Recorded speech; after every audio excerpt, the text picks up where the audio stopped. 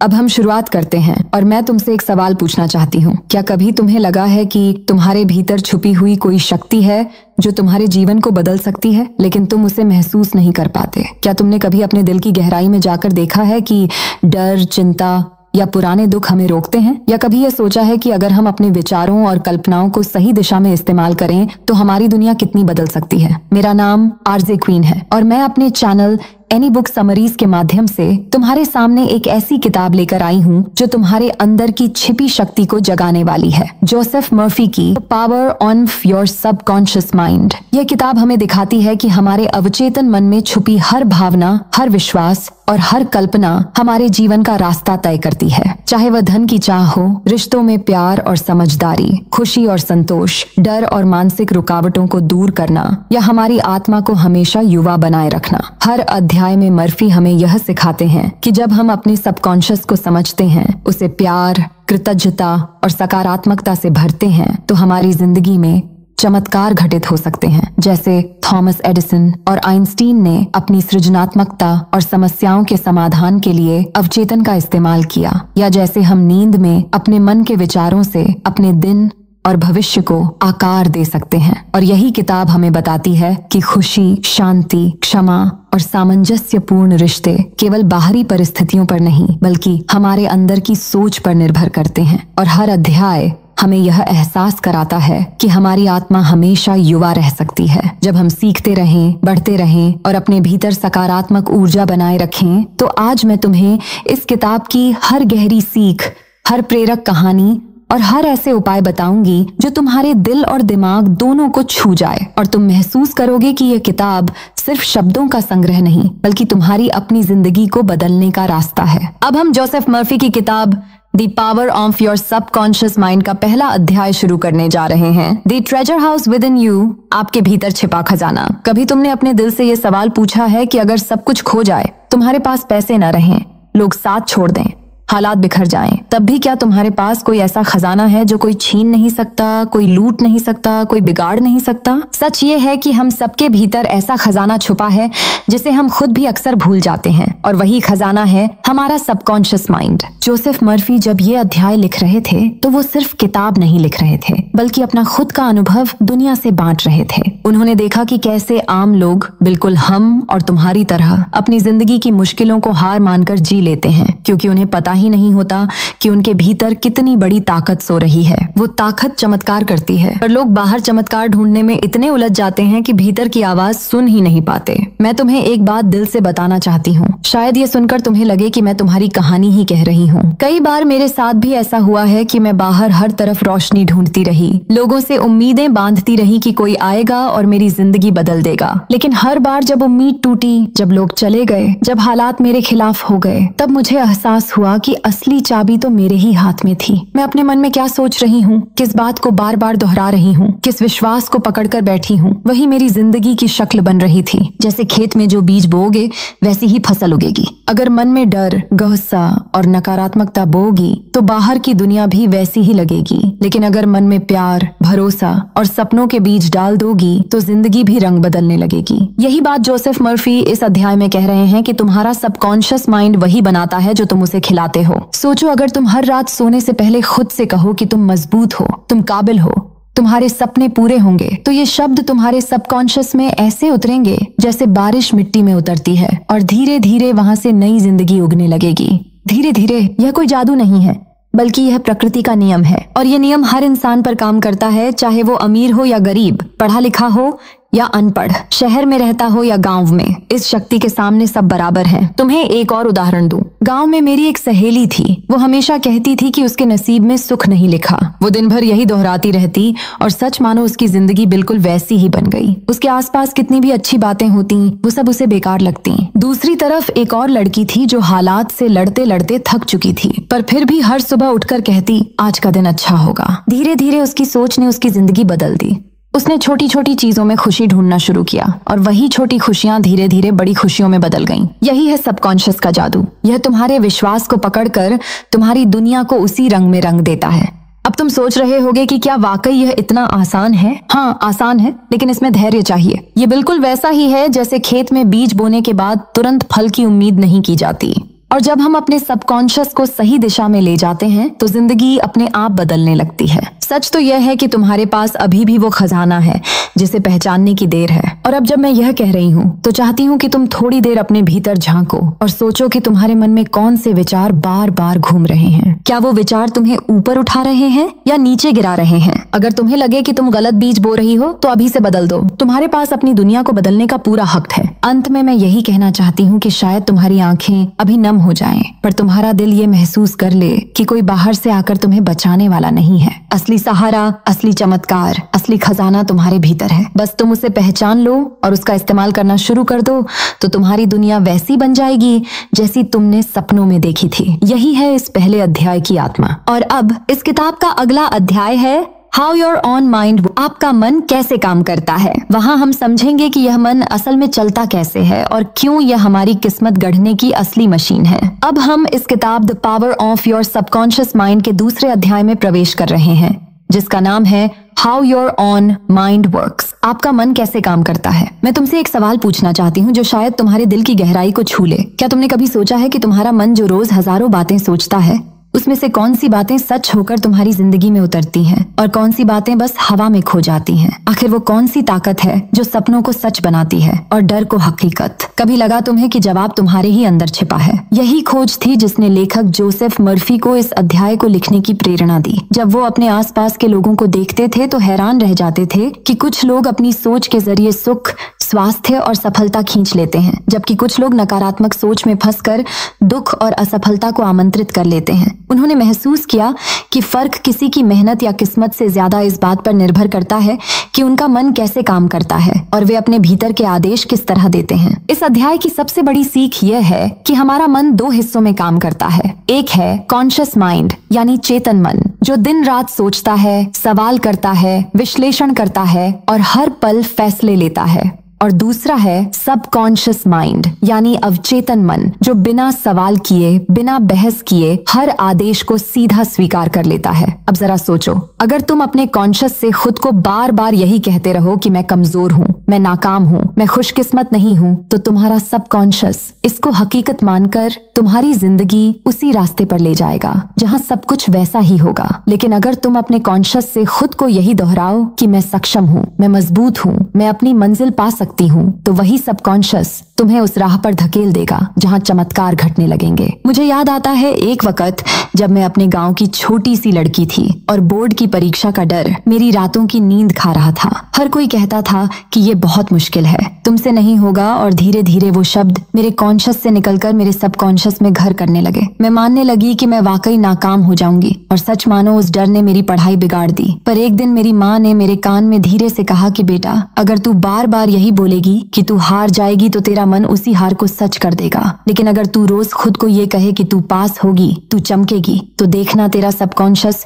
तुझे उसी ओर ले जाएगा। उस दिन के बाद मैंने खुद को रोज थी साथी ताता न माने एक ही बात दोहराना शुरू किया कि मैं सफल होंगी, और धीरे धीरे वो डर गायब होने लगा। मेरा ध्यान पढ़ाई पर जमने लगा और नतीजा ये हुआ कि मैंने परीक्षा अच्छे अंकों से पास की। तब जाकर समझ आया कि सबकॉन्शियस सचमुच बिना सवाल किए हमारी बात मान लेता है और हमारी किस्मत उसी दिशा में मोड़ देता है। अगर तुम भी अपने जीवन की छोटी छोटी आदतों को गौर से देखो तो तुम्हें साफ नजर आएगा कि हर चीज तुम्हारे विचारों की भाषा पर टिकी है। मान लो कोई इंसान हर दिन ये दोहराए कि उसका शरीर बीमार है, तो उसका सबकॉन्शियस धीरे धीरे शरीर को उसी हिसाब से ढाल देगा और वह सचमुच बीमार पड़ जाएगा। लेकिन वही इंसान अगर खुद से कहे कि उसका शरीर स्वस्थ है, वह ऊर्जा से भरा हुआ है, तो उसके भीतर का सबकॉन्शियस हर अंग को उसी तरह चलाएगा और धीरे धीरे उसकी सेहत बेहतर होने लगेगी। ये अध्याय हमें यही सिखाता है कि हमें अपने विचारों की भाषा बदलनी होगी, क्योंकि हमारे शब्द ही हमारी किस्मत लिखते हैं। चेतन मन केवल लेखक है, लेकिन अवचेतन मन वही कहानी जीता है जिसे हम उसे लिख कर देते हैं। इसलिए अगर हम अपनी जिंदगी बदलना चाहते हैं तो सबसे पहले अपनी सोच की पटकथा बदलनी होगी, क्योंकि यही मन का असली काम है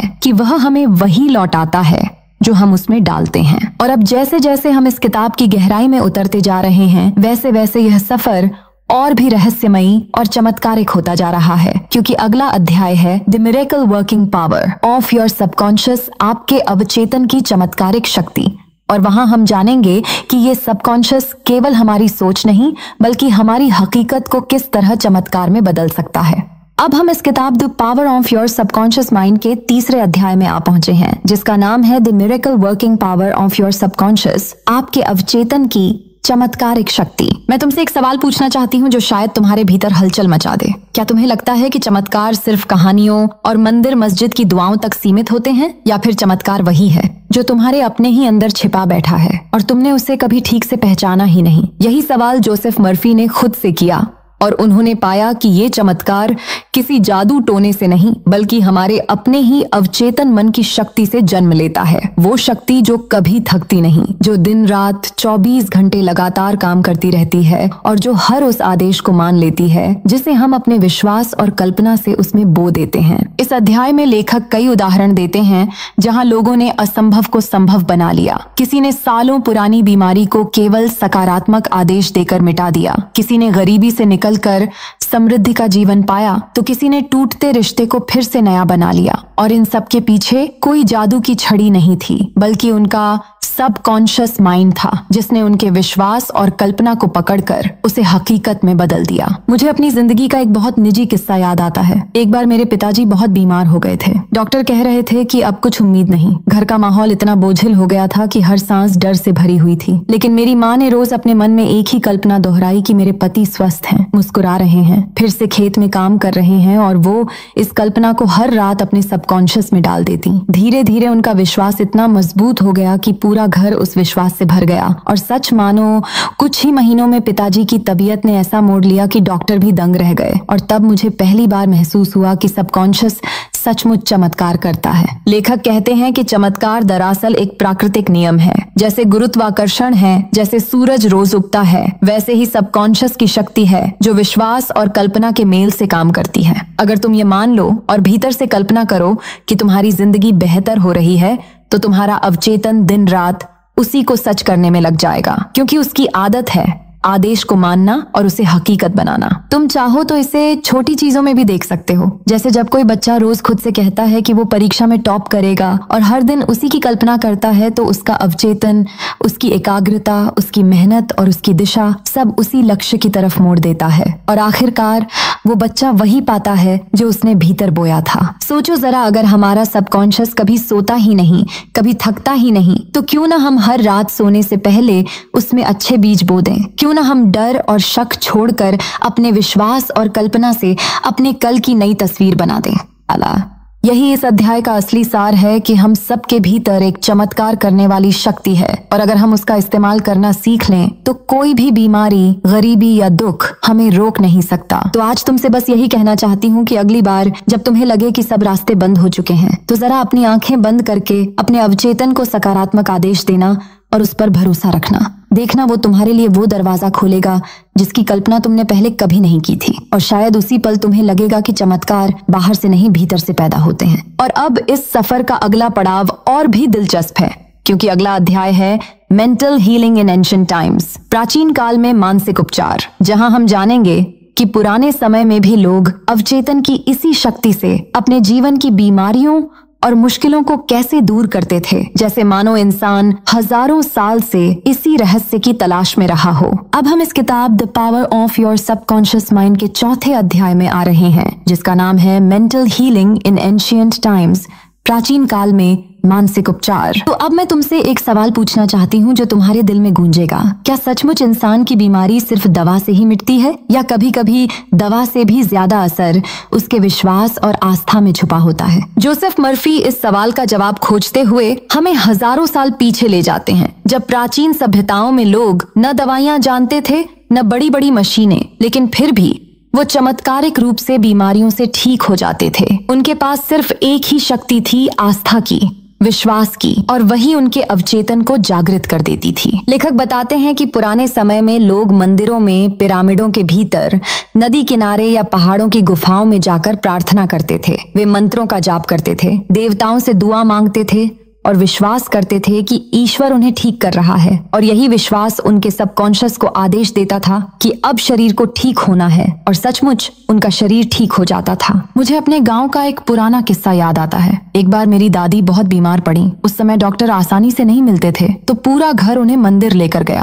पुजारी ने बस थोड़े से मंत्र पढ़े, माथे पर हाथ रखा और कहा कि वो ठीक हो जाएंगी। और मुझे आज भी याद है, उस रात मेरी दादी का चेहरा चमक उठा। उन्होंने खुद विश्वास कर लिया कि अब वो ठीक हो रही हैं, और सच कहूं तो कुछ ही दिनों में उनकी तबीयत सुधर गई। अब ये मंत्र की ताकत थी या ईश्वर की, ये कहना मुश्किल है, लेकिन असल में ये उनकी अपनी आस्था थी जिसने उनके अवचेतन को सक्रिय कर दिया, और उसी ने चमत्कार किया। इस अध्याय का सबसे बड़ा संदेश यही है कि विश्वास ही असली शक्ति है। चाहे वह विश्वास ईश्वर में हो, किसी पत्थर की मूर्ति में हो, किसी पवित्र किताब में हो, या फिर किसी साधारण इंसान के शब्दों में हो। अगर दिल ने मान लिया कि ठीक होना है, तो सबकॉन्शियस उसी विश्वास को सच करने के लिए दिन रात काम करता रहता है। अगर हम इतिहास देखें तो मिस्र, यूनान, भारत, चीन, हर सभ्यता में लोग अलग अलग तरीकों से मानसिक उपचार करते रहे। कहीं औषधि के साथ मंत्र थे, कहीं योग और ध्यान, कहीं प्रार्थना और बलिदान, लेकिन जड़ में हमेशा वही एक चीज थी, आस्था, जो सीधे अवचेतन को आदेश देती थी।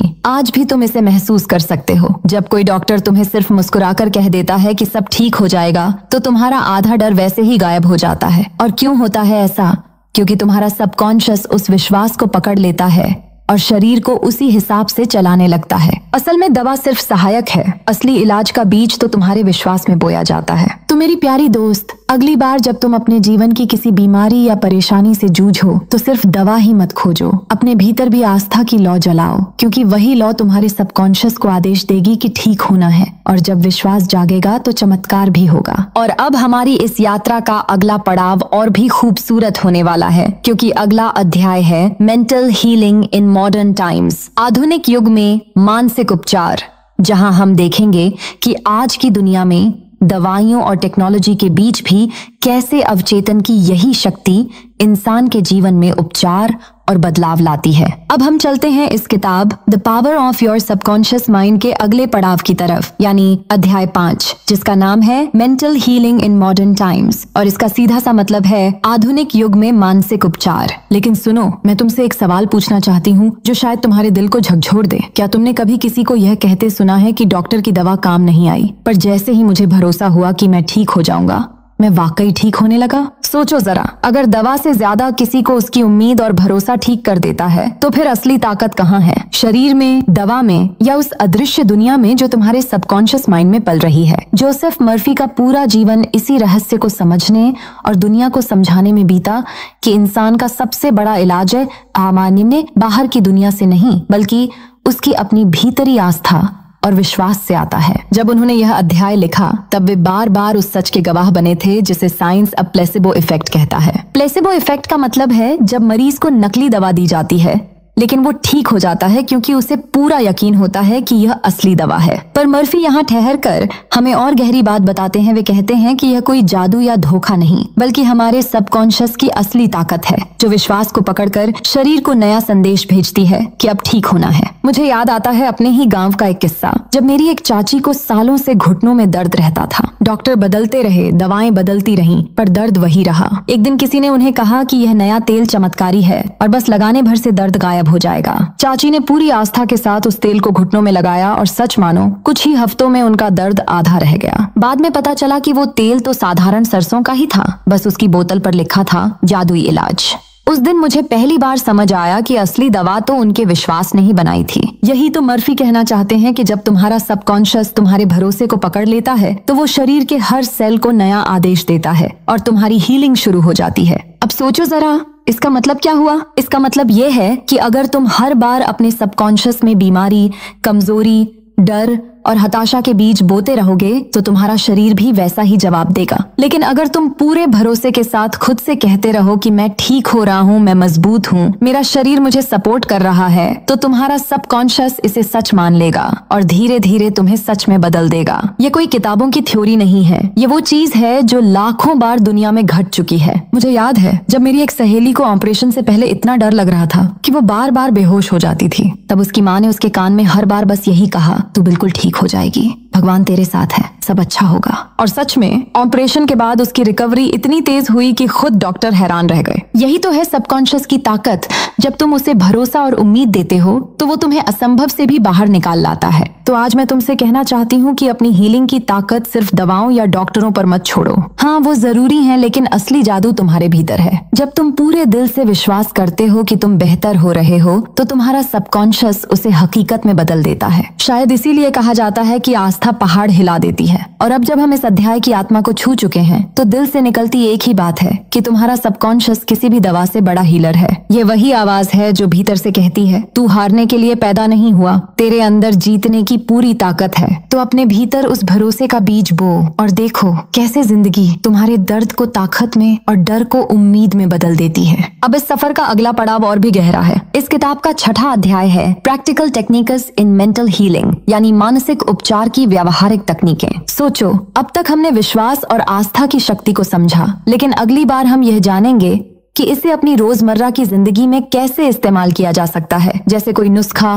कोई रास्ता जिसे पकड़कर हम अपनी हीलिंग खुद कर सकें। हम अपनी कने में न रहा है। अब हमारी इस किताब the power of your subconscious mind का सफर पहुंच गया है अध्याय 6 पर, जिसका नाम है practical techniques in mental healing, और इसका मतलब है मानसिक उपचार की व्यावहारिक तकनीकें। तो मैं तुमसे आज एक सवाल पूछना चाहती हूँ और ये सवाल तुम्हारे भीतर तक हलचल मचा देगा। क्या कभी तुम्हें ऐसा लगा है कि तुम्हारी जिंदगी बदल सकती थी अगर तुम्हारे पास कोई सही तरीका, कोई सही अभ्यास होता? क्या तुमने कभी रात को नींद से पहले अपने मन से कहा है कि कल सब ठीक होगा और सचमुच अगली सुबह हालात हल्के लगे? अगर हाँ, तो तुम्हें अंदाजा है उस अदृश्य शक्ति का जो तुम्हारे सबकॉन्शियस में बसी हुई है। जोसेफ मर्फी ने जब यह अध्याय लिखा तो वे सिर्फ यह समझाना नहीं चाहते थे कि सबकॉन्शियस माइंड एक ताकत है, बल्कि यह भी बताना चाहते थे कि उसे जगाने का तरीका भी है। वे जानते थे कि लोग अक्सर मानते हैं कि हीलिंग बस यूं ही हो जाती है, लेकिन असली चमत्कार तब होता है जब हम अपने सबकॉन्शियस को आदेश देना सीख जाते हैं। उन्होंने अपने जीवन में अनगिनत बार यह देखा था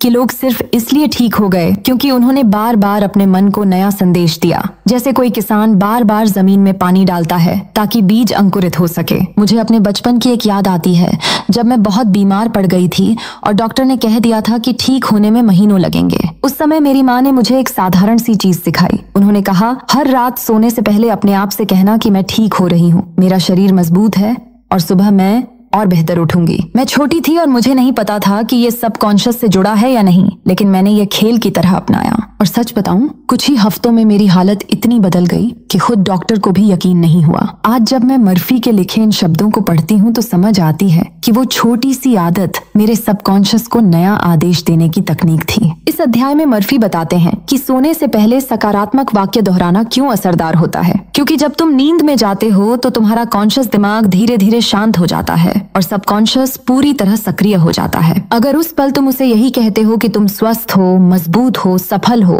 तो वो उसी को पकड़ लेता है और रात भर उसे तुम्हारी हकीकत बनाने में लग जाता है। वे एक और तकनीक समझाते हैं, इमेजिनेशन, यानी कल्पना। वो कहते हैं कि अगर तुम बार बार अपने मन में वह तस्वीर बनाओ जो तुम चाहते हो तो सबकॉन्शियस उसे सच मान लेता है। जैसे अगर तुम बीमार हो और तुम रोज अपनी आंखें बंद करके खुद को स्वस्थ, हंसते, दौड़ते, खुश देखते हो तो धीरे धीरे तुम्हारा शरीर उसी दिशा में बदलना शुरू कर देगा।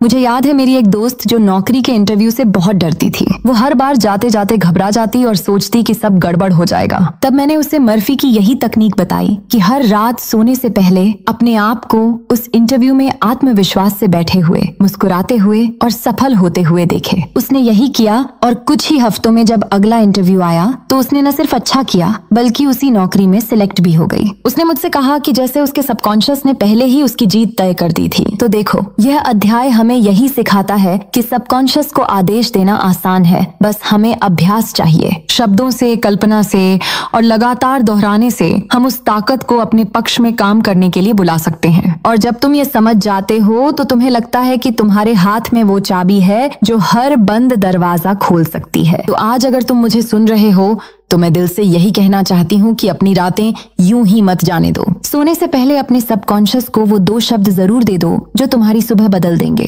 कहना शुरू करो कि मैं ठीक हूँ, मैं मजबूत हूँ, मैं सफल हूँ, और देखो कैसे धीरे धीरे तुम्हारा जीवन तुम्हारी ही बातों को सच बना देगा। और अब हमारी इस यात्रा का अगला पड़ाव और भी रोमांचक है। इस किताब का 7वां अध्याय है the tendency of the subconscious is life word, यानी सबकॉन्शियस की प्रवृत्ति जीवन की ओर। अब तक हमने जाना कि सबकॉन्शियस को आदेश कैसे देना है, लेकिन अगले अध्याय में हम यह समझेंगे कि इसकी असली दिशा क्या है और क्यों यह हमेशा तुम्हें बेहतर, स्वस्थ और जिंदा रहने की ओर ले जाता है। अब हमारी किताब the power of your subconscious mind का नया पड़ाव शुरू होता है, और ये है अध्याय 7, जिसका नाम है the tendency of the subconscious is life word, यानी अवचेतन का रुझान जीवन की ओर होता है। तो आज मैं तुमसे एक सवाल पूछना चाहती हूँ, और ये सवाल तुम्हें भीतर तक हिला देगा। क्या कभी तुम्हें ऐसा महसूस हुआ है कि चाहे जितनी मुश्किलें आएं, तुम्हारे भीतर कोई अनदेखी ताकत है जो तुम्हें जिंदा रखती है, तुम्हें गिरने नहीं देती, तुम्हें बार बार उठाती है? वही ताकत तुम्हारा अवचेतन है, और उसका स्वभाव हमेशा जीवन, उपचार और विकास की ओर होता है। जोसेफ मर्फी ने जब ये अध्याय लिखा तो उनके सामने ऐसे हजारों उदाहरण थे जब लोग नकारात्मक सोच और निराशा से घिरकर भी अचानक ठीक होने लगे, उठ खड़े हुए या अपनी जिंदगी की नई शुरुआत कर पाए। मर्फी ने गहराई से देखा था कि ये कोई बाहरी चमत्कार नहीं था, बल्कि हमारे भीतर का सबकॉन्शियस ही था जो हर बार हमें जीवित रखने के लिए काम करता है। उन्होंने समझा कि यह अवचेतन जैसे किसी माँ की तरह है जो चाहे बच्चा कितना भी गिर जाए उसे पकड़ लेता है और फिर से खड़ा कर देता है। मुझे याद है मेरी जिंदगी का वो वक्त जब सब कुछ बिखरता हुआ लग रहा था। एक हादसे ने मुझे इतना तोड़ दिया था कि लगा अब मैं कभी पहले जैसी नहीं बन पाऊंगी। मैंने हफ्तों तक अपने आप से सिर्फ यही कहा कि अब कुछ अच्छा नहीं होगा, लेकिन मेरे भीतर का सबकॉन्शियस चुपचाप अपना काम करता रहा। उसने मेरे शरीर को ठीक किया, मेरे दिल को धीरे धीरे संभाला, और एक दिन अचानक मुझे महसूस हुआ कि मैं फिर से हंस रही हूँ, फिर से अपने सपनों के बारे में सोच रही हूँ। उस पल मुझे लगा कि सचमुच यह भीतर की ताकत हमेशा जीवन की ओर धकेलती है, चाहे हम उसे माने या न माने। इस अध्याय का सबसे बड़ा सबक यह है कि अवचेतन का नेचर ही पॉजिटिव है। वो हमेशा तुम्हें ठीक करने की दिशा में चलता है, हमेशा तुम्हें आगे बढ़ाने की कोशिश करता है। हाँ, अगर तुम लगातार नकारात्मक विचार दोहराते रहो तो वह भ्रमित हो सकता है, लेकिन उसकी असली प्रकृति वही है जो तुम्हें जीवित और संपूर्ण रखे। जैसे धरती का स्वभाव बीज को अंकुर में बदलना है, वैसे ही सबकॉन्शियस का स्वभाव जीवन को बनाए रखना है। इस बात को समझने के लिए मैं तुम्हें एक आसान उदाहरण देती हूँ। सोचो अगर तुम्हारे हाथ में कट लग जाए तो तुम उसे ठीक करने के लिए ज्यादा कुछ नहीं करते, बस साफ रखते हो। बाकी काम तुम्हारे शरीर का अवचेतन खुद करता है, खून जमाता है, नई कोशिकाएं बनाता है और घाव भर देता है। यही नियम तुम्हारी सोच और भावनाओं पर भी लागू होता है। अगर तुमने खुद को निराशा में डुबा भी लिया हो तो तुम्हारा अवचेतन धीरे धीरे तुम्हें बाहर निकालने की प्रक्रिया शुरू कर देता है। तो असली सवाल ये नहीं है कि अवचेतन तुम्हारी मदद करेगा या नहीं, बल्कि सवाल ये है कि तुम उसे सहयोग दोगे या नहीं। अगर तुम उस पर भरोसा करोगे, अगर तुम उसके नेचर को समझोगे, तो तुम्हें लगेगा कि तुम कभी अकेले नहीं हो। तुम्हारे भीतर हमेशा एक साथी है जो तुम्हें थामे रहता है। आज अगर तुम टूटा हुआ महसूस कर रहे हो, अगर तुम्हें लग रहा है कि जिंदगी का अंधेरा कभी खत्म नहीं होगा, तो याद रखना कि तुम्हारा अवचेतन अंधेरे में भी रोशनी खोज रहा है। उसका रुझान हमेशा जीवन की ओर है। वो हमेशा तुम्हें खड़ा करेगा, तुम्हें संभालेगा और तुम्हें फिर से आगे बढ़ाएगा। और अब इस किताब की हमारी यात्रा अगले पड़ाव की ओर बढ़ेगी, जो है अध्याय 8, how to get the results you want, यानी अपनी इच्छित नतीजे कैसे पाएं। यहाँ हम सीखेंगे कि जब अवचेतन हमेशा जीवन की ओर काम करता है तो हम अपने सपनों और लक्ष्यों को पाने के लिए उसे किस तरह सही दिशा में इस्तेमाल कर सकते हैं। अब हम इस किताब the power of your subconscious mind का 8वां अध्याय शुरू करने जा रहे हैं, how to get the results you want, यानी मनचाहे परिणाम कैसे पाएं। और मैं तुमसे एक सवाल पूछना चाहती हूँ जो शायद तुम्हारे भीतर तक हिलाकर रख देगा। क्या तुम्हें कभी ऐसा महसूस हुआ है कि तुम पूरी मेहनत करते हो, पूरा पसीना बहाते हो, लेकिन आखिर में परिणाम वैसा नहीं मिलता जैसा तुम चाहते हो, जैसे कुछ न कुछ हमेशा अधूरा रह जाता है? जोसेफ मर्फी कहते हैं कि इसका जवाब तुम्हारे बाहर की दुनिया में नहीं, बल्कि तुम्हारे भीतर छुपे उस सबकॉन्शियस माइंड की गहराइयों में है, जो हमेशा उसी तस्वीर को असलियत में बदल देता है जिसे तुम अपने मन में सबसे ज्यादा ताकत और विश्वास के साथ पकड़ कर रखते हो। उन्होंने अपनी जिंदगी में अनगिनत बार देखा था कि लोग सिर्फ इसलिए असफल नहीं होते क्योंकि उनके पास साधन या मेहनत कम होती है, बल्कि इसलिए क्योंकि उनका मन संदेह, उलझन और डर से भरा होता है। उन्होंने यह अध्याय उस दर्द और उस सच्चाई को महसूस करते हुए लिखा कि लोग अपने सपनों को सिर्फ इसलिए खो देते हैं क्योंकि वे उन्हें भीतर से पूरा होते हुए देख ही नहीं पाते। मैं तुम्हें एक निजी कहानी सुनाती हूँ। मान लो एक लड़की है जो बचपन से ही डॉक्टर बनना चाहती थी। उसका सपना साफ था, लेकिन उसके आसपास के लोग उसे कहते थे कि यह बहुत मुश्किल है, तुम्हारे पास पैसे नहीं हैं, तुम्हारी किस्मत उतनी मजबूत नहीं है। वो लड़की पढ़ाई भी करती थी, मेहनत भी करती थी, लेकिन हर बार जब परीक्षा आती उसके मन में ये आवाज गूंजती, शायद मैं नहीं कर पाऊंगी। उसका सबकॉन्शियस बार बार यह संकेत लेता कि नाकाम होना तय है, और नतीजा वही होता, उसके अंक गिरते जाते। फिर एक दिन उसने किताब पढ़ी और जाना कि सबकॉन्शियस को साफ तस्वीर चाहिए, ऐसा एहसास चाहिए जैसे सपना पहले से सच हो चुका हो। उसने रोज रात को सोने से पहले अपने आप को डॉक्टर के कोट में देखा, अपने नाम की नेम प्लेट देखी, अपने आप को हॉस्पिटल में काम करते हुए महसूस किया। धीरे धीरे उसका डर पिघलने लगा, उसकी ऊर्जा बदल गई और कुछ ही सालों में वही लड़की डॉक्टर बनी। जोसेफ मर्फी हमें यही समझाना चाहते हैं कि अगर तुम अपने मन में उलझन भरोगे तो सबकॉन्शियस भी उलझन ही क्रिएट करेगा, लेकिन अगर तुम साफ, शांत और पक्की तस्वीर बनाओगे और उसे पूरे यकीन के साथ जीने लगोगे तो वह धीरे धीरे असलियत का रूप ले लेगी। जिंदगी का खेल सिर्फ मेहनत का नहीं है, बल्कि उस मेहनत को किस एहसास और किस विश्वास से किया जा रहा है, यह ज्यादा मायने रखता है। सोचो, तुम बीज बोते हो और रोज पानी देते हो, लेकिन भीतर ही भीतर तुम्हें लगता है कि यह पौधा शायद कभी बड़ा नहीं होगा, तो तुम्हारे हाथों से जो ऊर्जा निकलती है वह भी कमजोर होती है और पौधा वैसे ही रह जाता है। लेकिन अगर तुम उसे बोते ही यह महसूस करो कि एक दिन यह पेड़ बनेगा, इसकी छांव में बच्चे खेलेंगे, इसके फल लोगों को खिलाएंगे, तो तुम्हारा सबकॉन्शियस उस तस्वीर को पकड़ कर रखेगा और हर हालात तुम्हारे पक्ष में मोड़ेगा। मुझे पता है कि कई बार हम अपनी परेशानियों के बोझ से इतने दब जाते हैं कि यह विश्वास करना मुश्किल हो जाता है, लेकिन यही तो सबसे बड़ा इम्तिहान है। सबकॉन्शियस की भाषा वही है जिसे तुम सबसे गहराई से महसूस करते हो। अगर तुम डर को महसूस करोगे तो वह डर को सच बना देगा, लेकिन अगर तुम विश्वास को महसूस करोगे तो वह विश्वास को हकीकत में बदल देगा। तो मेरे दोस्त, आज से अगर तुम कोई सपना देखो तो उसे ऐसे देखो जैसे वह पहले से तुम्हारा हो चुका है। उसे महसूस करो, उसे जियो, उसे बार बार अपने भीतर दोहराओ। यही वह चाबी है जिससे दरवाजे खुलते हैं, और यही वह रास्ता है जो नाकामी से सफलता की ओर ले जाता है।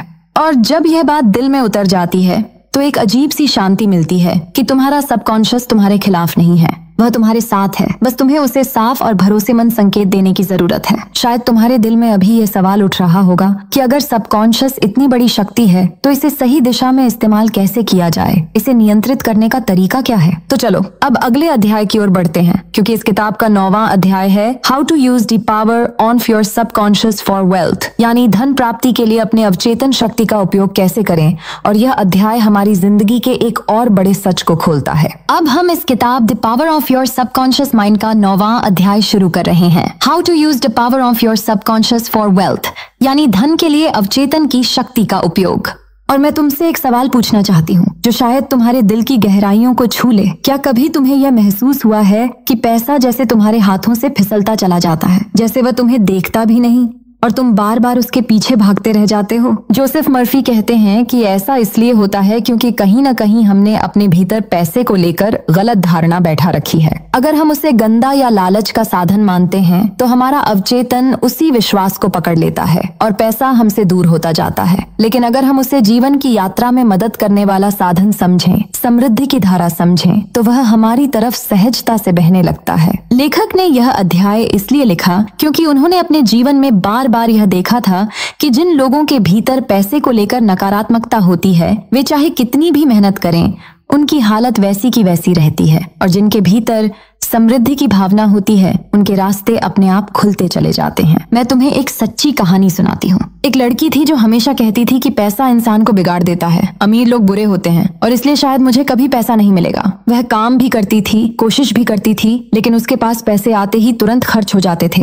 मानो टिकते ही नहीं थे। फिर एक दिन उसने खुद से यह सवाल किया कि क्या सच में पैसा बुरा है या मेरी सोच मुझे गरीब बनाए हुए है। उसने अपनी सोच बदलनी शुरू की। उसने रोज सुबह अपने आप से कहना शुरू किया कि पैसा एक साधन है, यह मुझे सपनों तक पहुंचने में मदद करता है, यह मुझे औरों की मदद करने का अवसर देता है। धीरे धीरे उसकी ऊर्जा बदल गई, उसकी आदतें बदल गईं और कुछ ही महीनों में उसे बेहतर काम मिलने लगे, बचत होने लगी और वही लड़की जिसने कभी पैसे से डर महसूस किया था अब उसे गले लगाने लगी। जोसेफ मर्फी हमें यही समझाते हैं कि पैसा अपने आप में न अच्छा है न बुरा, ये तो बस एक साधन है, एक शक्ति है जो उसी दिशा में चलती है जिस दिशा में हम अपने अवचेतन से उसे भेजते हैं। अगर हम समृद्धि की भावना भरेंगे तो पैसा हमारे लिए अवसर लेकर आएगा, और अगर हम कमी की भावना भरेंगे तो कमी ही बढ़ेगी। यह ठीक वैसा ही है जैसे तुम खेत में बीज बोते हो। अगर तुम भीतर से विश्वास करते हो कि यह बीज पेड़ बनेगा तो तुम उसकी देखभाल प्यार से करोगे और समय आने पर वह फल देगा। लेकिन अगर तुम्हें शुरू से यकीन ही नहीं है तो शायद तुम ठीक से पानी भी न दोगे और फिर खेत बंजर रह जाएगा।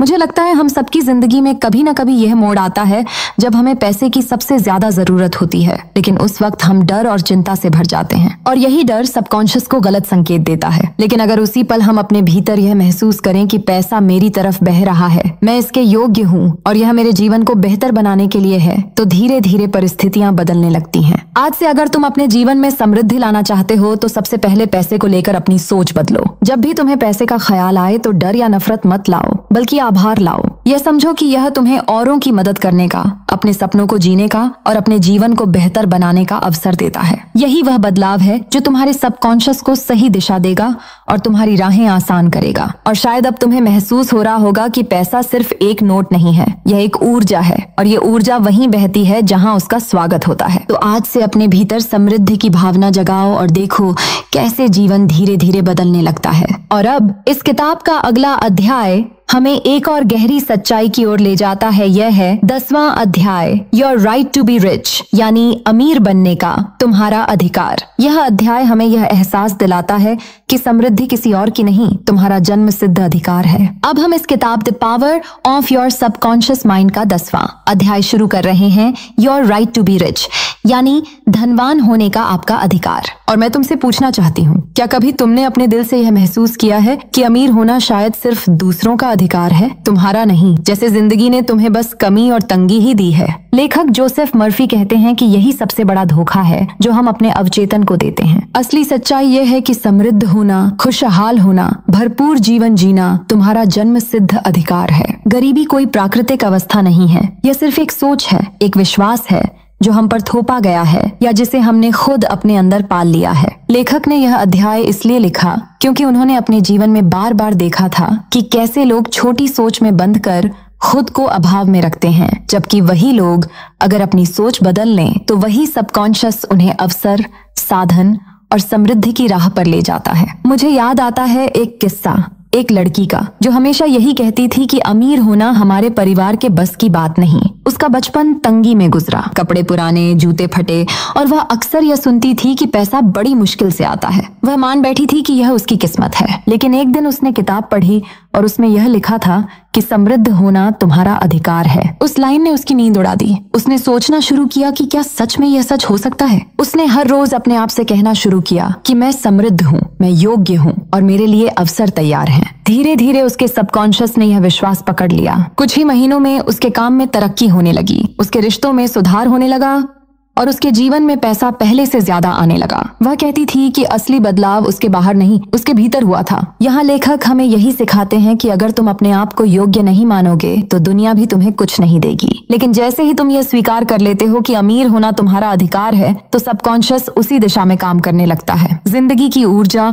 हमेशा भरपूर होती है, प्रकृति हमेशा देने के लिए तैयार रहती है, लेकिन अगर हम उसे लेने के लिए हाथ ही नहीं फैलाएंगे तो हमें कैसे मिलेगा। यह ठीक वैसा ही है जैसे नदी का पानी सबके लिए बह रहा है, लेकिन अगर कोई प्याला ही लेकर न जाए तो उसे प्यास ही लगेगी। मैं चाहती हूँ कि तुम अभी इस पल सोचो, जब तुम छोटे थे तब तुमने कभी सपना देखा था कि बड़ा होकर खुशहाल जीवन जियोगे, अपने परिवार को सुख दोगे, अपने सपनों का घर बनाओगे। वह सपना बेवजह नहीं था, वह तुम्हारे भीतर की आत्मा की पुकार थी जो तुम्हें याद दिला रही थी कि समृद्धि तुम्हारा अधिकार है। लेकिन सालों की तंग सोच ने तुम्हें समझा दिया कि यह संभव नहीं है। अब वक्त है उस सोच को बदलने का। अगर तुम अभी भी संदेह कर रहे हो तो सोचो, जब तुम बीमार होते हो तो तुम्हारा शरीर खुद ही ठीक होने लगता है, क्योंकि उपचार उसका स्वभाव है। वैसे ही समृद्ध होना भी तुम्हारे जीवन का स्वभाव है, तुम्हारी आत्मा का अधिकार है। बस तुम्हें अपने अवचेतन को यह बताना है कि हाँ, मैं इसके योग्य हूँ। आज से अपने भीतर यह विश्वास भरना शुरू करो कि अमीर होना तुम्हारा जन्म सिद्ध अधिकार है। जब भी तुम्हारे मन में कमी की सोच आए उसे तुरंत बदल दो और याद दिलाओ कि जिंदगी भरपूर है और मैं उसके हिस्से का आनंद लेने के लिए पैदा हुई हूँ। और शायद अब तुम्हें महसूस हो रहा होगा कि गरीबी सिर्फ एक सोच है और समृद्धि एक हकीकत है, और यह हकीकत तुम्हारी जिंदगी का हिस्सा बन सकती है अगर तुम अपने अवचेतन को उसी दिशा में भेजो। और अब इस किताब का अगला अध्याय हमें एक और गहरे सच की तरफ ले जाएगा। 11वां अध्याय, your subconscious mind as a partner in success, यानी सफलता में अवचेतन आपका साथी। यह अध्याय हमें यह एहसास कराएगा कि जब हम अपने अवचेतन को साथी बनाते हैं तो सफलता हमारे पीछे भागती है, हमें ढूंढने आती है। अब हम जोसेफ मर्फी की किताब the power of your subconscious mind के अध्याय 11, सबकॉन्शियस माइंड एंड सक्सेस, अवचेतन मन और सफलता की दुनिया में कदम रख रहे हैं। क्या आपने कभी सोचा है कि क्यों कुछ लोग कम साधनों के बावजूद बड़ी ऊंचाइयां छू लेते हैं, जबकि कुछ लोग सारी मेहनत करने के बाद भी वहीं के वहीं रह जाते हैं? क्या सचमुच सफलता सिर्फ पसीना बहाने से मिलती है, या उसके पीछे कोई और अदृश्य ताकत भी काम करती है? यही सवाल हमें हिलाकर रख देता है, और इसी का जवाब ढूंढने के लिए जोसेफ मर्फी ने इस अध्याय को लिखा। उन्होंने अपने जीवन में बार बार देखा कि मेहनत करने वाले लोग भी असफल हो जाते हैं, और कभी कभी बिना अधिक मेहनत किए हुए लोग भी सफलता की ऊंचाइयों पर पहुंच जाते हैं। तब उन्होंने समझा कि असली फर्क दिमाग की उस तस्वीर से पड़ता है जो हम अपने सबकॉन्शियस में गहराई से बना लेते हैं। इस अध्याय की आत्मा यही है कि मेहनत जरूरी है, लेकिन केवल मेहनत से मंजिल पूरी नहीं होती जब तक कि आपके अवचेतन मन में सफलता की तस्वीर साफ और जिंदा न हो। मान लीजिए कि आप बार बार खुद से कहते हैं कि आप नाकाम रहेंगे, आपसे नहीं होगा, तो आपका सबकॉन्शियस उसी को हकीकत बना देगा। लेकिन अगर आप पूरे यकीन और विश्वास से यह महसूस करते हैं कि आप सफल हैं, आप कर सकते हैं, तो आपके कदम अपने आप उसी दिशा में उठेंगे जहां सफलता आपका इंतजार कर रही होगी। मुझे याद है जब मैं छोटी थी, मेरे गांव में एक लड़की थी जिसे सब साधारण समझते थे। उसके पास न तो अच्छे कपड़े थे, न ही पढ़ाई के लिए बड़ी किताबें, और न ही कोई बड़ा सहारा, लेकिन उसकी आंखों में हमेशा एक चमक रहती थी। वो हर सुबह खेतों की पगडंडी पर चलते हुए बड़बड़ाती रहती, जैसे खुद से कोई मंत्र बोल रही हो। मैंने एक दिन उससे पूछा कि तू हमेशा क्या कहती है? उसने मुस्कुराते हुए कहा कि मैं खुद से कहती हूँ कि मैं एक दिन शहर की सबसे बड़ी अध्यापिका बनूंगी, बच्चे मुझे गुरु माँ कहकर पुकारेंगे और मैं सबको ज्ञान दूंगी।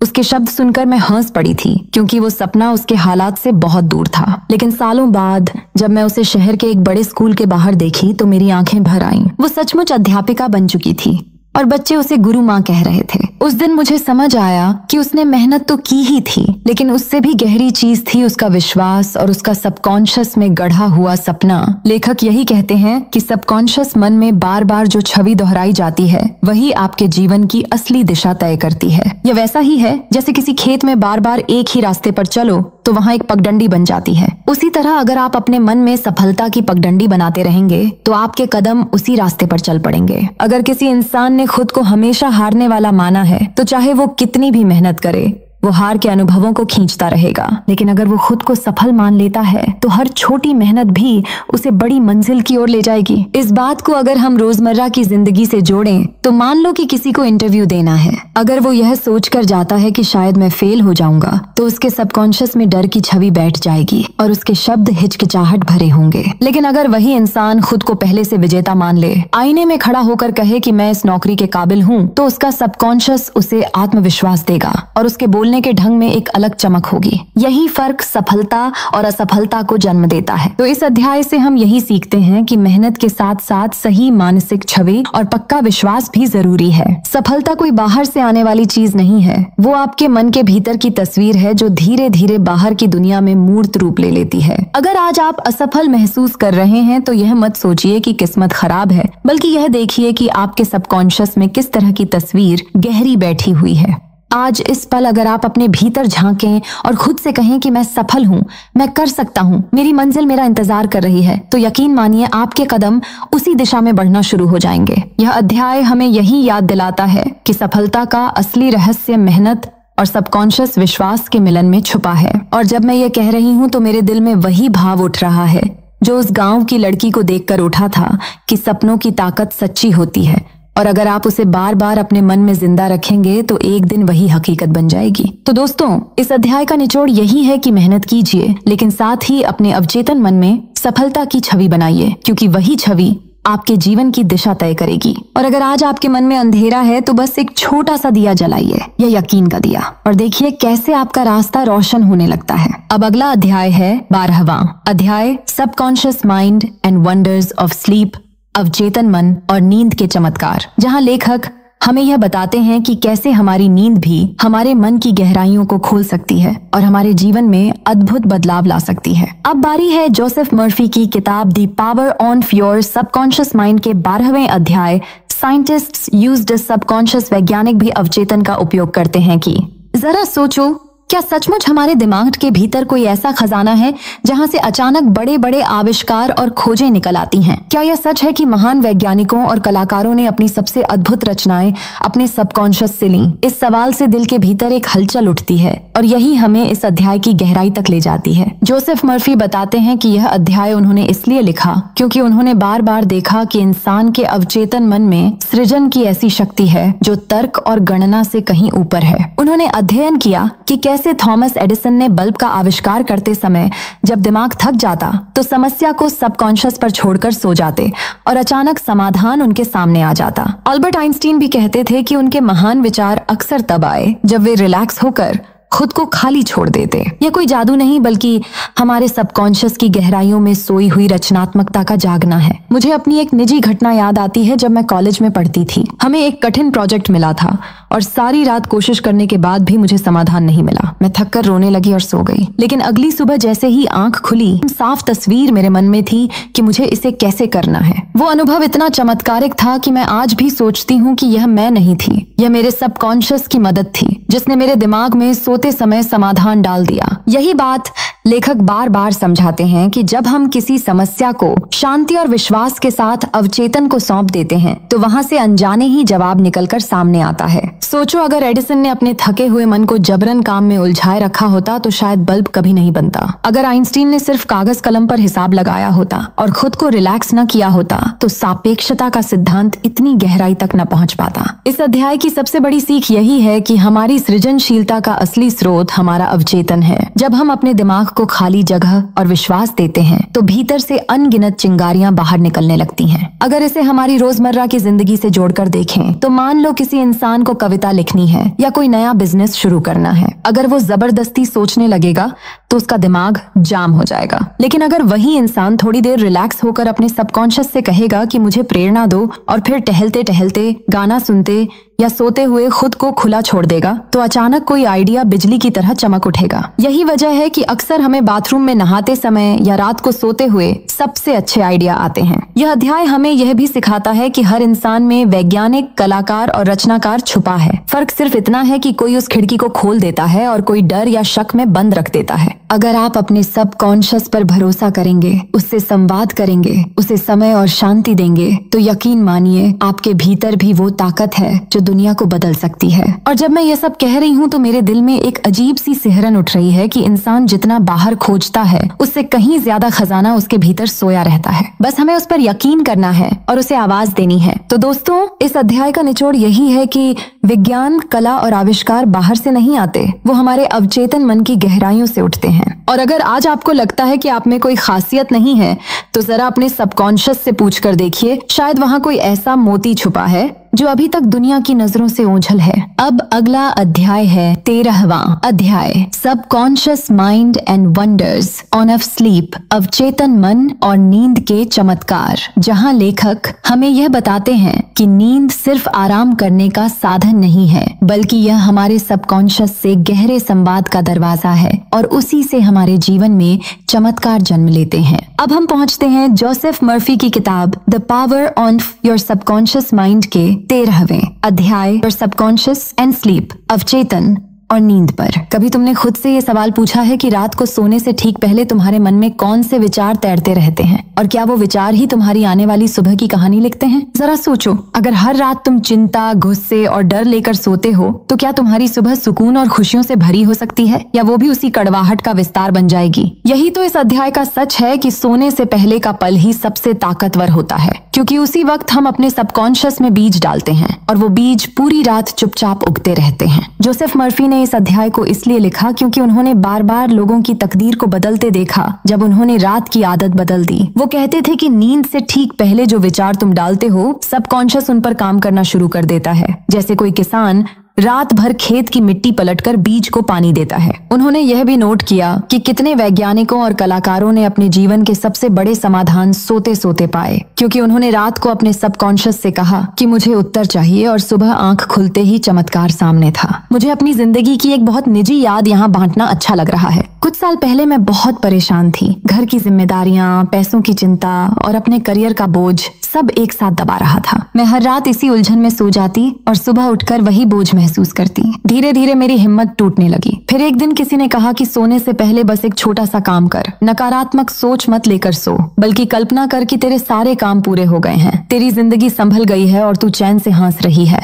मैंने उस दिन से ये करना शुरू किया। पहले तो अजीब लगा, लेकिन धीरे धीरे मेरी नींद गहरी और हल्की होने लगी। सुबह उठकर मन में हल्कापन था और यकीन मानो कुछ ही महीनों में मेरे हालात सचमुच बदलने लगे। मुझे काम के नए मौके मिले, पैसों की तंगी कम होने लगी और सबसे बड़ी बात ये कि मेरा आत्मविश्वास लौट आया। यही बात लेखक हमें समझाना चाहते हैं कि रात को सोने से पहले का वक्त सबसे बड़ा जादुई दरवाजा है। अगर हम उसे डर और नकारात्मकता से भर देंगे तो सबकॉन्शियस उसी डर को अगले दिन हकीकत बना देगा। लेकिन अगर हम उसे सपनों, उम्मीदों और विश्वास से भर देंगे तो सबकॉन्शियस उन्हें धीरे धीरे हमारी जिंदगी में उतार देगा। सोचो, अगर तुम रोज रात को ये कल्पना करो कि तुम्हारा बिजनेस सफल हो गया है, तुम्हारे रिश्ते प्यार और सम्मान से भरे हैं, तुम्हारी सेहत मजबूत है, तो तुम्हारा अवचेतन मन हर रात उसी तस्वीर पर काम करेगा और तुम्हें उसी दिशा में कदम बढ़ाने के लिए प्रेरित करेगा। ठीक वैसे ही जैसे किसान हर रोज मिट्टी में पानी डालता है और बीज धीरे धीरे अंकुरित हो उठता है। यह अध्याय हमें यह भी याद दिलाता है कि नींद सिर्फ शरीर को आराम देने का साधन नहीं है, बल्कि यह हमारे सबकॉन्शियस से संवाद का सबसे गहरा वक्त है।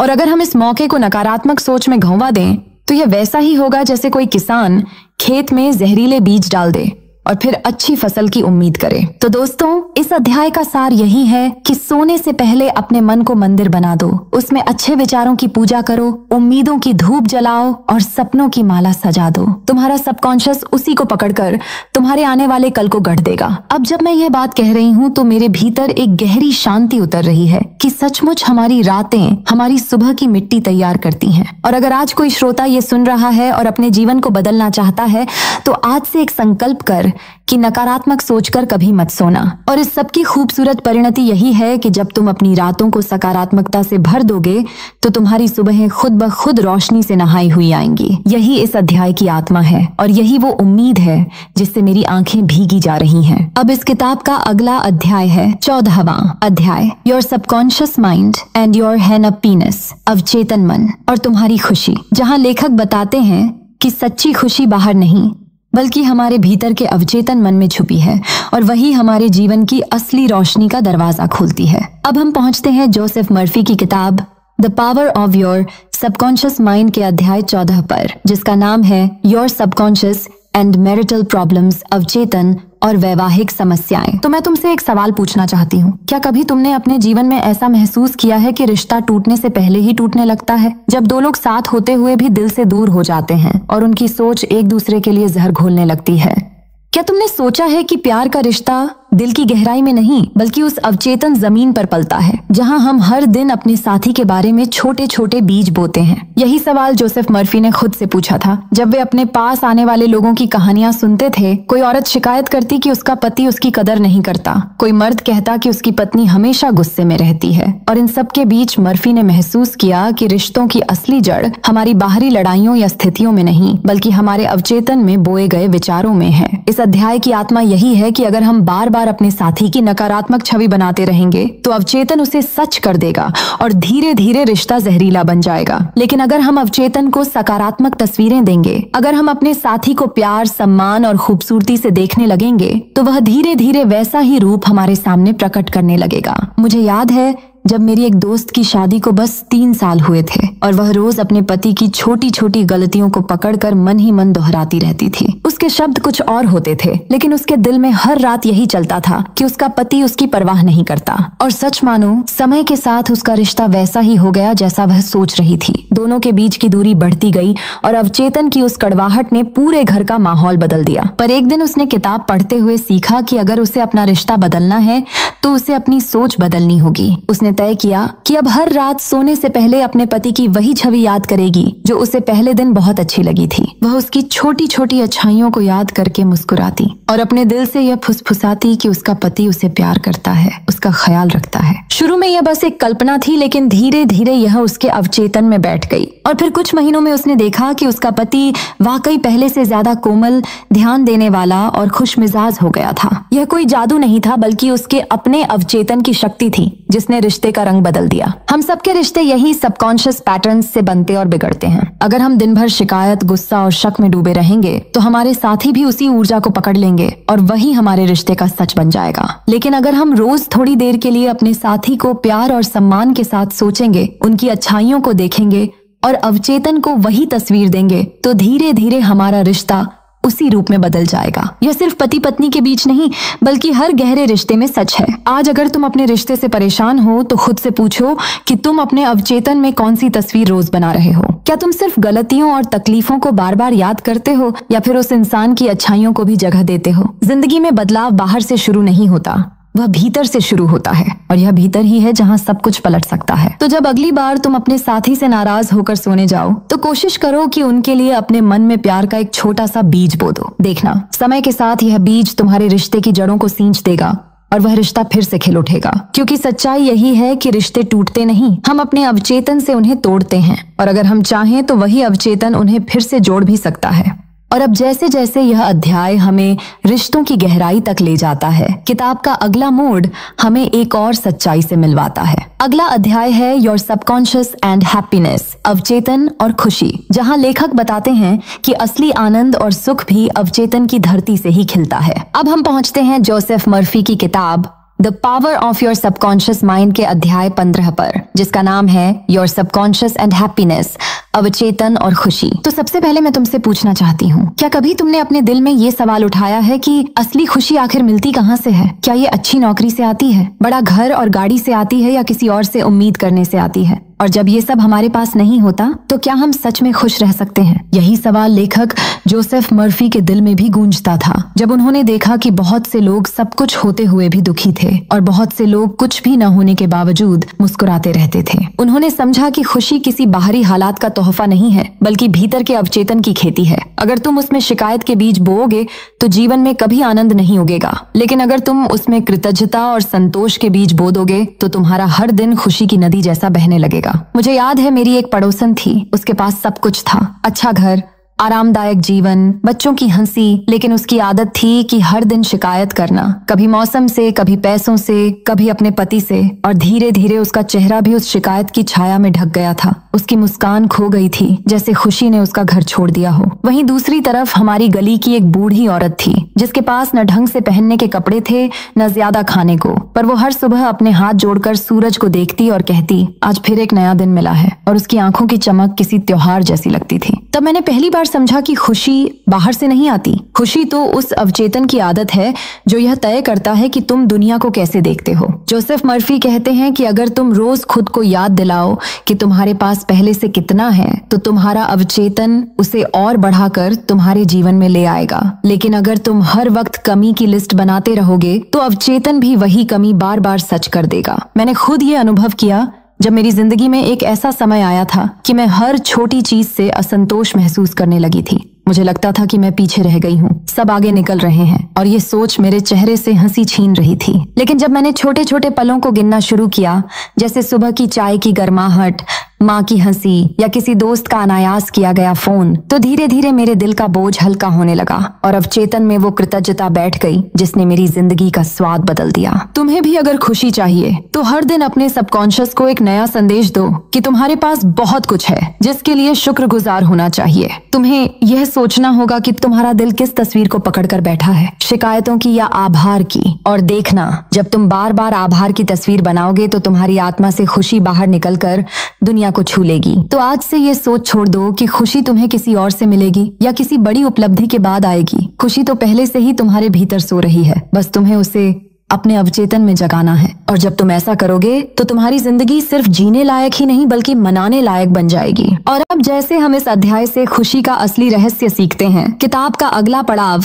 हमें ले जाता है एक और गहरी जगह जहां सवाल और भी बड़ा हो जाता है। अगला अध्याय है your subconscious and human relations, अवचेतन और मानवीय संबंध, जहां लेखक बताते हैं कि इंसानों के बीच रिश्तों का ताना बाना भी अवचेतन की ही धरती पर बुना जाता है। अब हम पहुंचते हैं जोसेफ मर्फी की किताब the power of your subconscious mind के अध्याय 16 पर, जिसका नाम है your subconscious and harmonious human relations, अवचेतन और सामंजस्यपूर्ण रिश्ते। तो मैं तुमसे एक सवाल पूछना चाहती हूँ, क्या तुमने कभी गौर किया है कि हमारे रिश्तों में जो भी तनाव, गुस्सा या दूरी आती है वह हमेशा बाहर से नहीं आती बल्कि हमारे भीतर की सोच और भावनाओं की तस्वीर से बनती है और फिर बाहर झलकती है। जोसेफ मर्फी ने यह अध्याय ऐसे समय लिखा जब उन्होंने देखा कि बहुत से लोग अपने प्रियजनों के साथ बार बार टकराते हैं और अक्सर यह टकराव सिर्फ गलतफहमी या हमारे भीतर की नकारात्मक भावनाओं से पैदा होता है। उन्होंने महसूस किया कि अगर हम दूसरों के लिए दया, क्षमा और सहयोग के भाव अपने भीतर स्थायी रूप से रखते हैं तो वही हमारे जीवन में दिखाई देने लगते हैं और रिश्तों में सामंजस्य अपने आप लौट आता है। मुझे याद है मेरे एक मित्र के घर में रिश्तों की खटास बहुत बढ़ चुकी थी। उसकी पत्नी और बेटे के बीच बातचीत केवल विवादों और चुप्पियों तक सिमट गई थी। लेकिन जब उसने अपने भीतर धीरे धीरे दया और समझदारी की आदतें विकसित की, हर छोटी बात पर गुस्से की बजाय ममता और धैर्य का नजरिया अपनाया, तो उसने देखा कि घर का माहौल बदलने लगा। बेटे ने खुद अपनी भावनाएं व्यक्त करना शुरू किया और पत्नी के साथ बातचीत में मिठास लौट आई। यह देखकर मुझे पहली बार महसूस हुआ कि सच में जो भावनाएं हम अपने सबकॉन्शियस में रखते हैं वही हमारे जीवन और रिश्तों की रंगत तय करती हैं। इस अध्याय की मुख्य शिक्षा यही है कि अच्छे रिश्तों के लिए बाहर की कोशिशों से ज्यादा अंदर की खेती जरूरी है। अगर तुम अपने भीतर क्षमा, प्यार और सहयोग बोओगे तो वही तुम्हारे जीवन में बाहर भी दिखेगा। और इसका असर इतना गहरा है कि तुम देखोगे छोटे छोटे झगड़े खुद बसामत से खुद हल होने लगे हैं और रिश्तों में सामंजस्य का भाव फैलता है। मैंने खुद इसे अपने जीवन में अपनाया जब मेरे दोस्त और मैं किसी बात पर बार बार लड़ते रहते थे। लेकिन जब मैंने अपने भीतर उस लड़ाई के प्रति सहिष्णुता और समझ का भाव पैदा किया तो धीरे धीरे वह झगड़ा खत्म हो गया और हमारी दोस्ती पहले से भी गहरी हो गई। तो यह तय करो कि तुम अपने अवचेतन को यही संदेश दोगे कि तुम दूसरों के प्रति दया, क्षमा और सहयोग की भावना रखते हो, और देखना कैसे तुम्हारे रिश्ते भी उसी रंग में ढलने लगते हैं जैसे कोई सुरीली धुन अपने आप वातावरण में फैल जाती है। याद रखो, जो तुम भीतर रखते हो वही बाहर चमकता है और यही असली शक्ति है जो सबकॉन्शियस के माध्यम से जीवन में प्रेम और सामंजस्य लाती है। और जैसे हम इस अध्याय से सीखते हैं कि अपने भीतर के भाव बदलकर हम अपने रिश्तों को बदल सकते हैं, किताब का अगला अध्याय हमें ले जाता है स्वास्थ्य और उपचार की ओर। अगला अध्याय है your subconscious and physical healing, अवचेतन और शारीरिक स्वास्थ्य, जहां जोसेफ मर्फी बताते हैं कि हमारा अवचेतन शरीर की शांति और रोग उपचार में किस तरह मदद कर सकता है। अब हम जोसेफ मर्फी की किताब the power of your subconscious mind के अध्याय 17 की ओर बढ़ते हैं, जिसका नाम है how to use your subconscious for forgiveness, क्षमा के लिए अवचेतन का उपयोग। और मैं तुमसे आज एक सवाल पूछना चाहती हूँ, क्या तुमने कभी महसूस किया है कि जब कोई तुम्हारे साथ गलत करता है या तुम्हारा दिल तोड़ता है तो गुस्सा और नफरत तुम्हारे भीतर ऐसे जमा हो जाते हैं कि वो तुम्हारे दिन, रात, नींद और सोच तक को रंगने लगते हैं और तुम्हें लगातार अंदर से थकावट और बेचैनी महसूस होती है। और क्या तुम जानते हो कि यही नकारात्मक ऊर्जा तुम्हारे अपने जीवन को जहर देती है और तुम्हें शांति से दूर कर देती है। जोसेफ मर्फी ने यह अध्याय ऐसे समय लिखा जब उन्होंने देखा कि लोग अपने पुराने घाव और शिकायतें दिल में ऐसे संभालते हैं जैसे वो कोई खजाना हो, और फिर धीरे धीरे उसी खजाने में उनकी खुशी, स्वास्थ्य और मानसिक शांति दब जाती है। स्वास्थ्य और सदैही है। उन्होंने महसूस किया कि अगर हम अपने सबकॉन्शियस को क्षमा की भावना से भर दें तो हम न केवल अपने गुस्से और नफरत के बोझ से मुक्त हो जाते हैं बल्कि जीवन में नए अवसर और नई ऊर्जा का प्रवेश भी होने लगता है। मुझे याद है मेरी एक बहुत करीबी दोस्त ने अपने माता पिता की पुरानी लड़ाई और अपने भाई के साथ हुए झगड़े को लेकर खुद को सालों तक दोषी और रोषपूर्ण महसूस किया था। वह हर छोटी बात पर गुस्सा कर बैठती थी और कभी भी पूरी तरह से खुश नहीं रहती थी। मैंने उसे बताया कि हमें अपने सबकॉन्शियस में पहले यह स्वीकार करना होगा कि हम सभी इंसान हैं और गलतियां होती हैं। फिर धीरे धीरे उस व्यक्ति के प्रति क्षमा की भावना विकसित करनी होगी। उसने शुरुआत की रात को सोने से पहले सिर्फ यह सोचने की कि मैं उसे माफ कर रही हूँ और उसकी गलतियों को छोड़ रही हूँ, और आश्चर्यजनक रूप से कुछ ही हफ्तों में उसने महसूस किया कि अंदर का बोझ हल्का हो गया, उसके सपनों में शांति आई और उसके अपने परिवार के साथ संबंधों में मिठास लौट आई। इस अध्याय की मुख्य भावना यही है कि क्षमा सिर्फ दूसरे व्यक्ति के लिए नहीं है, यह अपने लिए है, ताकि आप अंदर से मुक्त हो सकें और जीवन को नए सिरे से जी सकें। जब तुम अपने अवचेतन को यही संदेश दो कि तुम शांति चाहते हो और क्षमा के भाव से भरे हो, तो यह संदेश धीरे धीरे तुम्हारे व्यवहार, सोच और अनुभवों में ढल जाता है और तुम देखोगे कि तुम्हारे रिश्ते और दिनचर्या में सकारात्मक बदलाव आने लगे हैं। व्यावहारिक उदाहरण के तौर पर, अगर तुम रोज रात को सोने से पहले सिर्फ 2 मिनट बैठकर यह सोचो कि मैं सभी को माफ करती हूँ और अपने मन को शांति की भावना से भर रही हूँ, तो यह आदत धीरे धीरे तुम्हारे अवचेतन में बैठ जाएगी और तुम्हारे दिन भर के फैसलों और प्रतिक्रियाओं में दिखेगी। आज यह तय करो कि तुम अपने भीतर से नफरत, गुस्सा और शिकायतें निकाल दोगे और सबकॉन्शियस को केवल क्षमा और शांति के भावों से भर दोगे और देखना कैसे जीवन की ऊर्जा और खुशियां स्वतः तुम्हारे जीवन में बहने लगती हैं। और यही वह शक्ति है जो न केवल पुराने जख्म भर देती है, बल्कि नए जीवन के द्वार खोल देती है। और जैसे हम इस अध्याय से सीखते हैं कि क्षमा से हम अपने जीवन को हल्का और खुशहाल बना सकते हैं, किताब का अगला अध्याय हमें स्वास्थ्य और उपचार की दिशा में ले जाता है। अगला अध्याय है your subconscious and physical healing, अवचेतन और शारीरिक स्वास्थ्य, जहां जोसेफ मर्फी बताते हैं कि हमारे अवचेतन के विचार और विश्वास कैसे हमारे शरीर की शांति, रोग उपचार और संपूर्ण स्वास्थ्य में महत्वपूर्ण भूमिका निभाते हैं। अब हम जोसेफ मर्फी की किताब द पावर ऑफ योर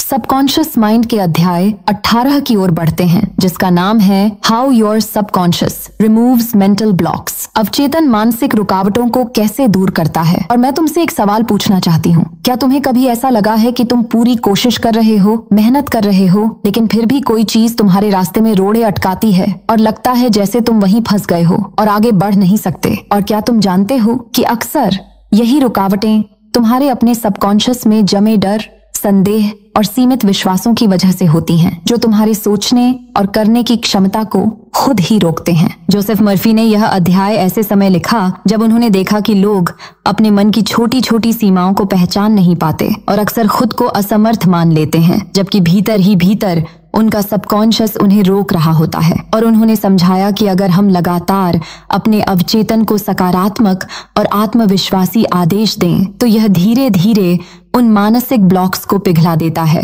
और हमें नई दिशा और अवसर दिखाने लगता है। मुझे याद है, मेरी एक सहेली ने एक समय नौकरी बदलने या नया बिजनेस शुरू करने की सोची, लेकिन हर बार उसने खुद से कहा कि मैं शायद सक्षम नहीं हूँ या यह बहुत मुश्किल है। और वही सोच उसके मन में इतनी मजबूत हो गई कि उसने 1 साल तक कुछ भी नया करने की हिम्मत नहीं जुटाई। लेकिन फिर उसने रोज 2 मिनट के लिए यह पुष्टि करना शुरू किया कि मैं सक्षम हूँ, मेरे पास समाधान है, मैं आगे बढ़ सकती हूँ। और चमत्कारिक रूप से 3 महीने में उसने अपने डर और संदेह को महसूस किया, फिर कदम उठाए और धीरे धीरे उसके सबकॉन्शियस ने उसे अवसरों और नए विचारों के लिए तैयार किया। यही शक्ति है इस अध्याय की कि हमारी सोच और विश्वास हमारे मानसिक ब्लॉक्स को आकार देते हैं, और उसी तरह से अगर हम अपनी सोच को बदल दें तो अवचेतन हमारे रास्ते खोल देता है। यह अध्याय हमें यह सिखाता है कि किसी भी मानसिक रुकावट का हल हमारे भीतर है और हमें अपने सबकॉन्शियस को यह बार बार बताना होगा कि हम सक्षम हैं, हम समर्थ हैं, हम आगे बढ़ सकते हैं। और इससे वह विश्वास हमारे जीवन में धीरे धीरे उतरता है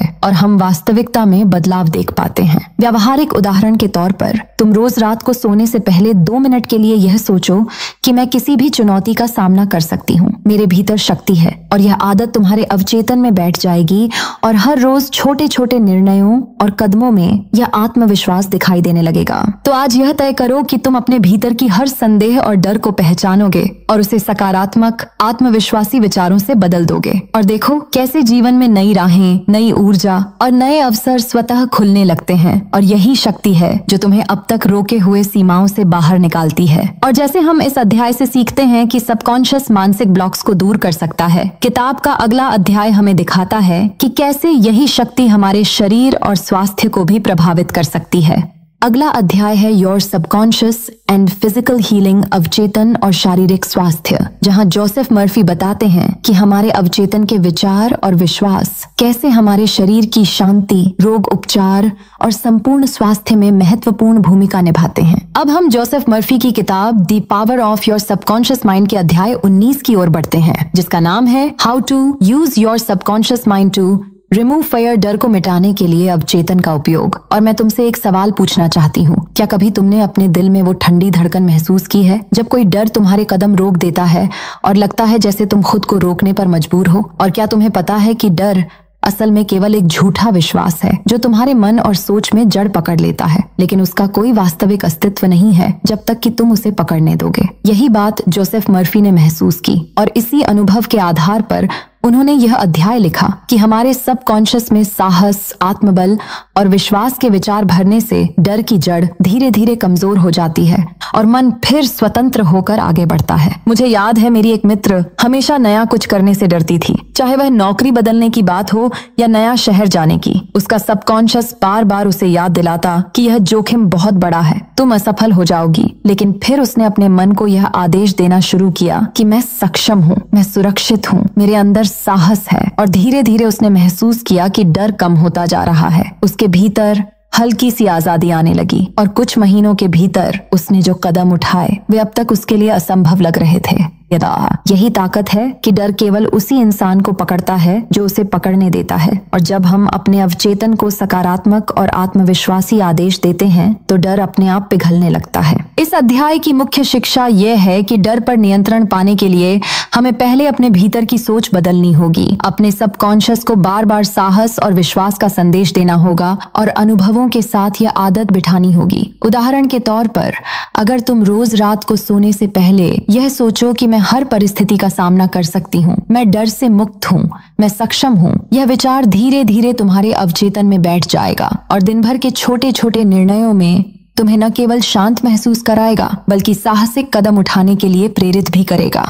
आज यह तय करो कि तुम अपने भीतर के डर को पहचानोगे और उसे अपने सकारात्मक विचारों से बदल दोगे और देखोगे कि कैसे जीवन में पहले जो चीजें असंभव लगती थीं अब सहज और आसान लगने लगती हैं। और यही शक्ति तुम्हारे भीतर है, बस उसे पहचानो और अपने सबकॉन्शियस को सही दिशा दो। और जैसे हम इस अध्याय से सीखते हैं कि डर को मिटाने के लिए हमारे अवचेतन की शक्ति का उपयोग किया जा सकता है, किताब का अगला अध्याय हमें दिखाता है कि इसी शक्ति से हम अपने शरीर और स्वास्थ्य को भी प्रभावित कर सकते हैं। अगला अध्याय है your subconscious and physical healing, अवचेतन और शारीरिक स्वास्थ्य, जहां जोसेफ मर्फी बताते हैं कि हमारे अवचेतन के विचार और विश्वास कैसे हमारे शरीर की शांति, रोग उपचार और संपूर्ण स्वास्थ्य में महत्वपूर्ण भूमिका निभाते हैं। अब हम जोसेफ मर्फी की किताब the power of your subconscious mind के अंतिम अध्याय 20 की ओर बढ़ते हैं, जिसका नाम है how to stay young in spirit forever, आत्मा को हमेशा युवा बनाए रखने का रहस्य। और मैं तुमसे एक सवाल पूछना चाहती हूँ, क्या तुमने कभी खुद से पूछा है कि असली उम्र क्या है? क्या यह केवल शरीर की झुर्रियों और समय की रेखाओं में छुपी है या यह हमारी आत्मा की ताजगी और ऊर्जा में भी छिपी होती है? और क्या तुमने महसूस किया है कि जिस दिन तुम सीखना और बढ़ना बंद कर दोगे उसी दिन